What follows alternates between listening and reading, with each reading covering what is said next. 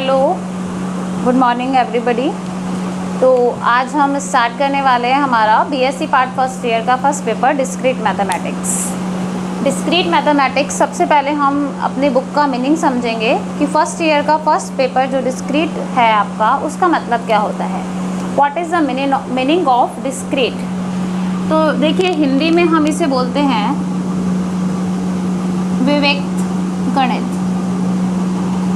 तो विविक्त का मतलब क्या है, डिस्क्रीट का मतलब क्या है। तो देखिए, डिस्क्रीट का मतलब होता है भिन्न भिन्न, अलग अलग, डिफरेंट डिफरेंट। कि हम अगर अलग अलग टॉपिक्स को इकट्ठा कर कर एक साथ एक बुक के अंदर रख रहे हैं तो हम उस बुक का नाम डिस्क्रीट कह सकते हैं। जैसे हम एक ग्राफ से इसको समझते हैं। एक ग्राफ मैंने बना दिए, बार ग्राफ ये, और एक ग्राफ मैंने बना दिया ये। तो दोनों ही ग्राफ में डिफरेंस यहाँ देखने से ही समझ में आ रहा है। इस ग्राफ को हम कहते हैं कॉन्टिन्यूअस ग्राफ, लगातार चल रहा है, कहीं भी ब्रेक नहीं हुआ है, कॉन्टिन्यूअस, बिना पेन को उठाए हम इसे कंटिन्यू बना रहे हैं। तो that is called continuous graph. लगातार चल रहा है, लगातार बन रहा है, कहीं से नहीं टूट रहा है, तो ये कहलाएगा कॉन्टिन्यूअस। लेकिन अगर हम इस ग्राफ की बात करें तो इस ग्राफ में देखिए, पहले हमने वैल्यू इंक्रीज हो रही है, फिर कांस्टेंट हो रही है, फिर डिक्रीज हो रही है, फिर कुछ टाइम के लिए वैल्यू डिक्रीज नहीं आई हमारे पास, फिर इंक्रीज हुई, फिर कांस्टेंट हुई, फिर डिक्रीज हुई। तो ये जो ग्राफ हमारा बना, ये पार्ट्स में बना, पार्टीशन में बना, एक पार्ट ये, एक पार्ट ये, एक पार्ट ये। तो हम इसे कॉन्टिन्यूअस ग्राफ नहीं कहेंगे, तो हम इसे कहेंगे डिस्क्रीट ग्राफ। तो ये कहलाएगा डिस्क्रीट ग्राफ और ये कहलाएगा हमारा कॉन्टिन्यूअस ग्राफ। दोनों में अंतर है। तो यहाँ पर देखिए, अलग अलग टुकड़ों में अलग अलग, भिन्न भिन्न, डिफरेंट डिफरेंट टाइप्स की अगर हम बात करते हैं तो वो कहलाता है डिस्क्रीट। इसीलिए हमारी इस बुक का नाम डिस्क्रीट मैथमेटिक्स है। तो डिस्क्रीट का मतलब तो ये हुआ। लेकिन अब ये जो बुक आपकी डिस्क्रीट है, इसका नाम डिस्क्रीट किस लिए रखा गया। नाम डिस्क्रीट इसलिए रखा गया क्योंकि इस बुक के अंदर हमारे जो टॉपिक्स हैं वो अलग अलग टॉपिक्स अलग अलग फील्ड से हैं। जैसे कुछ टॉपिक हम स्टार्टिंग में सेट थ्योरी है, फिर ग्राफ्स भी हैं, ट्री है, मशीनरी है, फिर यहाँ पर हमारे पास साध्य कलन भी है। इसके अलावा ट्रू फॉल्स, टोटोलॉजी, इस तरीके के बहुत सारे अलग अलग टॉपिक्स यहाँ पर हम पढ़ेंगे। तो जब अलग अलग फील्ड के अलग अलग टॉपिक्स को मिलाकर हम कंबाइंडली एक ही बुक के अंदर, एक ही पेपर के अंदर पढ़ रहे हैं, तो उस पेपर का नाम है डिस्क्रीट मैथमेटिक्स, विविक्त गणित। तो आज हम हमारे फर्स्ट पेपर डिस्क्रीट का फर्स्ट टॉपिक स्टार्ट करेंगे और फर्स्ट टॉपिक का नाम है set theory. Set theory, set को हम हिंदी में कहते हैं समुच्चय। तो सबसे पहले हम ये समझेंगे कि what is the meaning of set. क्या मतलब होता है समुच्चय का, क्या डेफिनेशन होती है और उस डेफिनेशन का मीनिंग क्या है। तो देखिए, डेफिनेशन तो बहुत छोटी सी है। A well defined collection of an object, a well defined collection of an object is called set. set हम किसे कहते हैं, a well defined collection of an object. but what is the meaning of well defined collection of an object? collection का means संग्रह, किसी वस्तु का, object means वस्तु, किसी वस्तु का संग्रह समुच्चय नहीं कहलाता। हमने जैसे कलेक्शन किया, वस्तुओं का संग्रह, ठीक, वस्तुओं का संग्रह किया, तो क्या हम इस संग्रह को समुच्चय कह सकते हैं। हमने वस्तुओं का संग्रह किया और हम उसे समुच्चय कह देंगे। जैसे मैंने आपसे कहा, हिंदी की किताबों का संग्रह कीजिए, हिंदी की किताबों का कलेक्शन कीजिए, हिंदी की पुस्तकों का संग्रह। तो क्या ये संग्रह समुच्चय की श्रेणी में आएगा? हिंदी की किताबों का, हिंदी की पुस्तकों का संग्रह, क्या ये समुच्चय कहलाएगा? सोचिए आप जरा, क्या ये समुच्चय कहलाएगा? नहीं कहलाएगा। अब क्वेश्चन ये है कि क्यों नहीं कहलाएगा, तो देखिए जरा, हिंदी की पुस्तकों का संग्रह है अगर हम 3 अलग अलग व्यक्तियों से कराते हैं। सपोज कीजिए हिंदी की पुस्तकों का संग्रह अगर हम 3 अलग अलग व्यक्तियों से कराते हैं, उन्हें कहा जाए कि आप हिंदी की किताबों को इकट्ठा कीजिए, तो तीनों के आंसर सेम आने की क्या संभावना है? क्या तीनों के आंसर सेम आएंगे? क्या तीनों के कलेक्शन सेम आएंगे? नहीं आएंगे। हो सकता है कि कोई बच्चा हिंदी की फर्स्ट ईयर की किताबों का कलेक्शन कर ले, बीएससी की किताबों का, कोई बच्चा हो सकता है हिंदी की स्कूल की किताबों का कलेक्शन कर ले, हो सकता है कोई किसी पोएट्री की पर्टिकुलर किताबों का संग्रह कर ले, किसी ने मुंशी प्रेमचंद्र की सारी कविताओं का संग्रह कर लिया, किसी ने सुमित्रा बध की सारी कविताओं का संग्रह कर लिया, किसी ने गद्य का कर लिया, किसी ने पद का कर लिया, तो सबके कलेक्शन अलग अलग हैं। तो सबके जब कलेक्शन अलग अलग हैं तो वो सिर्फ कलेक्शन कहलाएंगे, that is not a set, बस वो आपके पास समुच्चय नहीं कहलाएगा। क्यों नहीं कहलाएगा? क्योंकि उसके अंदर इसकी कमी है। कलेक्शन ऑफ एन ऑब्जेक्ट, वस्तुओं का संग्रह तो हमने कर लिया, लेकिन वो वेल डिफाइंड नहीं है, तो उसको समुच्चय बनाने के लिए हमें वेल डिफाइंड, सुपरिभाषित करना बहुत ज़रूरी है। और एक इसी शब्द से पूरे समुच्चय की परिभाषा जुड़ी हुई है। तो what is the meaning of well defined? सुपरिभाषित होने का क्या मतलब है? तो सुपरिभाषित होने का मतलब है कि हम इस संग्रह में, इस कलेक्शन के अंदर एक निश्चितता डाल दें, एक क्राइटेरिया फिक्स कर दें कि आपको इस क्राइटेरिया को फॉलो करते हुए कलेक्शन करना है।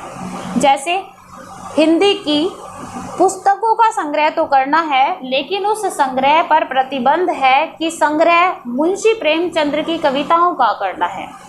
हिंदी की मुंशी प्रेमचंद्र की पुस्तकों का संग्रह कीजिए। तो अब ये संग्रह किसी भी व्यक्ति द्वारा कराया जाए, 1 या 10 या 50, सब एक जैसा करेंगे, सबका आंसर सेम होगा। और जब सबका आंसर, सबका कलेक्शन एक जैसा होगा, तो वो कलेक्शन किस में कन्वर्ट हो जाएगा? तो वो कलेक्शन कन्वर्ट हो जाएगा सेट में। सेट का मतलब, समूह का मतलब, समुच्चय का मतलब सिर्फ इकट्ठा करना नहीं होता।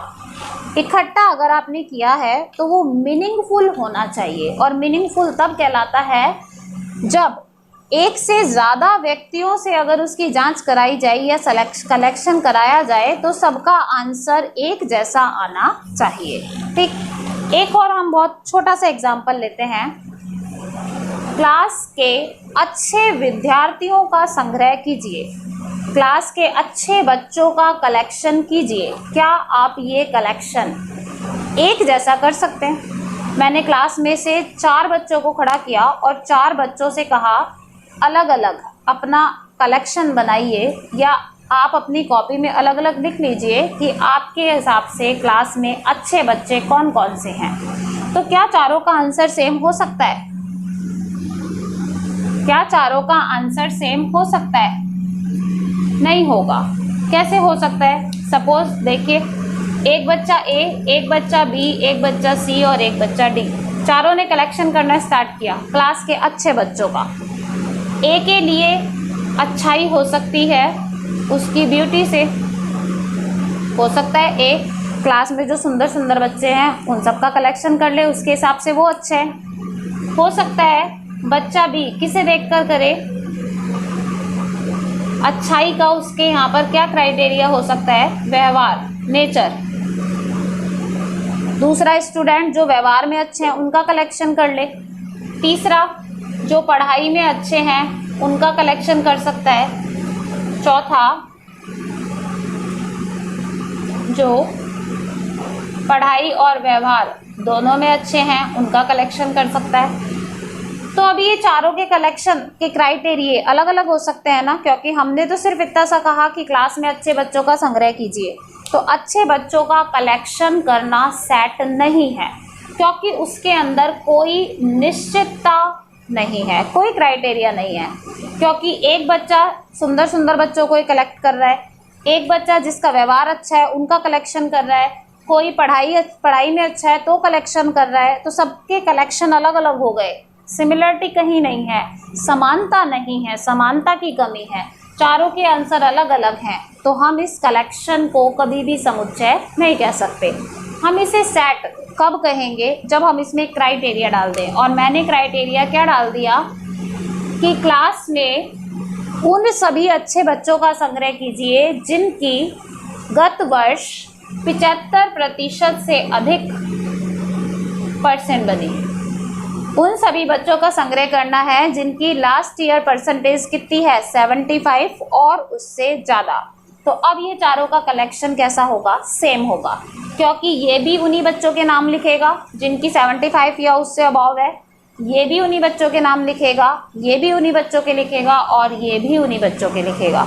तो चारों के चारों विद्यार्थी जो कलेक्शन करके लाएंगे वो कलेक्शन कैसा होगा? सेम होगा। तो कलेक्शन जब सेम होगा तो वो कलेक्शन किस में कन्वर्ट हो जाएगा? सेट में।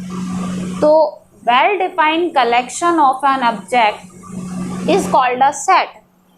कलेक्शन आप किसी भी चीज़ का कर सकते हैं, संग्रह आप किसी भी वस्तु का कर सकते हैं, लेकिन उस संग्रह में निश्चितता होना बहुत ज़रूरी है, तभी हम उसे समुच्चय कहते हैं। एक और हम छोटा सा एग्जाम्पल लेते हैं। एग्जाम्पल है, मुद्राओं का संग्रह कीजिए, करेंसी का संग्रह कीजिए। तो अभी करेंसी का संग्रह करने के लिए अगर कहा जाए 5 व्यक्तियों से कि मुद्राओं का संग्रह कीजिए, सबका अलग अलग होगा। कोई भारतीय मुद्राओं का, इंडियन करेंसी का कर लेगा, कोई अमेरिकन करेंसी का कर लेगा, कोई फ्रांस करेंसी का कर लेगा, कोई पूरी वर्ल्ड की डिफरेंट करेंसी का कर लेगा। तो सबके लिए अलग अलग करेंसी का collection is not a set, समुच्चय नहीं है। समुच्चय कब होगा? जब हम उसमें क्राइटेरिया डाल दें। और हमारा क्राइटेरिया क्या है? केवल भारतीय मुद्राओं का संग्रह कीजिए। दोनों में अंतर है। पहला हमने बोला मुद्राओं का संग्रह कीजिए, कलेक्शन करने करेंसी का, और फिर हमने क्राइटेरिया लगाकर सेकंड क्या बोला? भारतीय मुद्राओं का संग्रह कीजिए। तो आप बताइए दोनों में से निश्चितता किसमें है? परिभाषित कौन सा है? नीचे वाला, क्योंकि मुद्राओं के संग्रह में तो किसी भी देश की मुद्रा का संग्रह हो सकता है। 10 व्यक्ति, 5 व्यक्ति, 2 व्यक्ति अगर मुद्राओं का संग्रह करते हैं तो दोनों के आंसर्स अलग अलग होंगे, क्योंकि दोनों कौन सी मुद्रा का कलेक्शन कर रहे हैं ये निश्चित नहीं है। लेकिन उन्हीं दोनों से अगर ये करवाया जाए भारतीय मुद्राओं का संग्रह, तो दोनों का आंसर सेम होगा, क्योंकि दोनों सिर्फ और सिर्फ इंडिया में चलने वाली करेंसीज का कलेक्शन करेंगे। तो हमारा ये कलेक्शन क्या कहलाएगा? सेट कहलाएगा। तो सुपरिभाषित होना बहुत ज़रूरी है किसी भी कलेक्शन का। वस्तुओं का सुपरिभाषित संग्रह समुच्चय कहलाता है। तो वो संग्रह, वो कलेक्शन जिसे हमने इकट्ठा किया है, उसके अंदर एक क्राइटेरिया, निश्चितता, उसको परिभाषित होना बहुत ज़रूरी है समुच्चय होने के लिए। तो ये मीनिंग है सेट का। अब आगे आता है प्रेजेंटेशन। हम इसे कैसे रिप्रेजेंट करते हैं? वेरी सिंपल है। किसी भी समुच्चय को जनरली हम कैपिटल अल्फ़ाबेट्स से रिप्रेजेंट करते हैं। बाकी इट इज़ नॉट फिक्स कि आप उसको ABCD से रिप्रेजेंट करो। आप सेट को, समुच्चय को किसी सिंबल से रिप्रेजेंट कर सकते हैं। आप समुच्चय को किसी पर्टिकुलर अल्फ़ाबेट से रिप्रेजेंट कर सकते हैं। आप समुच्चय को किसी डिजिट से रिप्रेजेंट कर सकते हैं। आप समुच्चय को किसी भी सिंबल से रिप्रेजेंट कर सकते हैं। लेकिन हम जब जनरल बात कर रहे हैं तो जनरली हम किसी भी सेट को लिखते हैं कैपिटल लेटर्स से। सेट के एलिमेंट्स को हम किसके अंदर लिखते हैं? हमेशा मिडिल ब्रैकेट के अंदर। मिडिल ब्रैकेट के अंदर लिखे गए सारे एलिमेंट्स कहलाते हैं। जैसे A इज इक्वल टू 1 2 3 4, ठीक है। या हम एक और एग्जांपल लेते हैं। प्रथम n या प्रथम 10 प्राकृतिक संख्याओं को इकट्ठा कीजिए, संग्रह कीजिए। तो फर्स्ट 10 नेचुरल नंबर्स का कलेक्शन करना है। फर्स्ट 10 नेचुरल नंबर्स कौन से होते हैं? 1 2 3 4 5 6 7 8 9 10। फर्स्ट 10 नेचुरल नंबर्स ये। अब हमने इनको इकट्ठा तो कर लिया, अब इसका संग्रह करने के लिए हमें इन सबको इकट्ठा करके कहाँ लिखना पड़ेगा या कहाँ रखना पड़ेगा? ब्रैकेट के अंदर, मिडिल ब्रैकेट के अंदर। तो ये कहलाएगा आपके पास सेट, समुच्चय, क्योंकि ये मीनिंगफुल है, क्योंकि ये वेल डिफाइन है, क्योंकि यहाँ पर निश्चितता है। क्या निश्चितता है? कि ये प्रथम 10 प्राकृतिक संख्याओं का संग्रह है। ये संग्रह किसी से भी कराया जाए, सबका आंसर सेम होगा। अब हम इसको एक नाम दे देते हैं ए। तो ए कहलाएगा सेट, और ये सब ही इसके क्या कहलाएंगे? एलिमेंट्स। ये सब इसके क्या कहलाएंगे? अवयव। और ए कहलाएगा समुच्चय। ठीक, ए समुच्चय कहलाएगा और ये सब इसके अवयव कहलाएंगे। अवयव को हम स्मॉल लेटर्स से भी लिख सकते हैं, जैसे A to Z small letters का कलेक्शन कीजिए। तो हमने स्मॉल अल्फ़ाबेट का कलेक्शन कर लिया और इसका नाम दे दिया B। तो ये भी सेट है, क्योंकि ये भी मीनिंगफुल है।